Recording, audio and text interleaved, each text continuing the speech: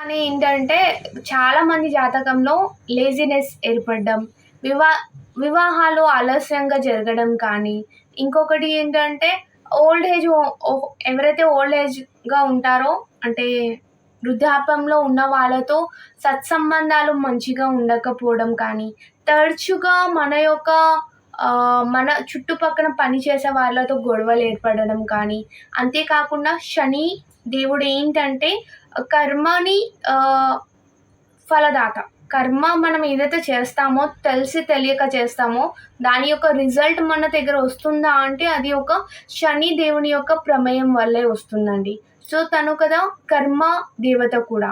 ఇంకొకటి ఏంటంటే మనం తెలిసి తెలియకో పోయిన జన్మలో ఏదో ఒక పని చేసుంటాం. దాని యొక్క రిజల్ట్‌గానే మనకిప్పుడేంటంటే ప్రెజెంట్ లైఫ్‌లో కోపతాపాలు, అశాంతి, ఆహ్, కుటుంబాల్లో ప్రాబ్లమ్స్, హెల్త్ ఇష్యూస్ ఇవన్నీ వస్తుంటాయి. సో, ఇలాంటి వాళ్ళందరిలో కూడా శని యొక్క ఇన్‌ఫ్లూయెన్స్ ఉండొచ్చు. సో, ఇంకొకటి ఏంటంటే శని సాడెసతి నడవడం కానీ, శని వక్రంగా చూడడం కానీ, ఇవన్నీ కూడా మనం చాలా చోట్ల వింటుంటాం.